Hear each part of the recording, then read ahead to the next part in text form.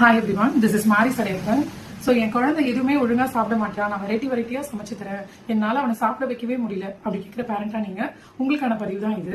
First one பாத்தீங்கன்னா, force பண்ணி எந்த ஒரு விஷயத்தையும் குழந்தைக்கு நம்ம கொடுக்கக்கூடாது. ஸோ நம்ம ஃபோர்ஸ் பண்ணி நம்ம ஃபுட்டை கொடுக்கறதுனால அவங்களுக்கு என்ன ஆகுது, அந்த ஃபுட்டு பிடிக்காமையே போயிடுது. ஸோ ஃபர்ஸ்ட் திங் வந்து பாத்தீங்கன்னா ஃபோர்ஸ் பண்ணாதீங்க. செகண்ட் ஒன் பாத்தீங்கன்னா, நிறைய சாப்பாடு கொடுத்து அவங்கள சாப்பிட சொல்லாதீங்க. கொஞ்சம் கொஞ்சமா சாப்பாடு கொடுத்து கொஞ்சம் கொஞ்சமா அவங்களுக்கு சாப்பிட்றதை இம்ப்ரூவ் பண்ணுங்க.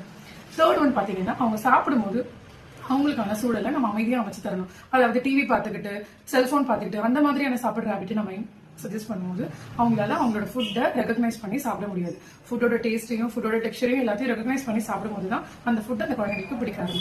ஃபோர்த் ஒன் பாத்தீங்கன்னா, ஃபேமிலியில எல்லாரும் ஒரு வேலையாச்சு சேர்ந்து உட்காந்து சாப்பிட நம்ம பழகணும். அப்படி நம்ம பழகும் போது அந்த குழந்தை நம்மளோட ஹேபிட்ஸ் எல்லாமே காப்பி பண்ணுவாங்க. நம்ம சாப்பிடுற விதம், நம்ம என்ன சாப்பிடுறோம் எல்லாமே அவங்க பார்த்து அவங்களோட ஹேபிட்டா காப்பி பண்ணும்போது அவங்களோட ஃபுட்டோட இன்டேக் லெவல் பாத்தீங்கன்னா ஓவரால் நல்லாவே இம்ப்ரூவ் ஆயிருக்கும். ஸோ இதெல்லாம் நீங்க ட்ரை பண்ணி பாருங்க, கண்டிப்பா உங்க குழந்தை நல்லா சாப்பிடுவாங்க.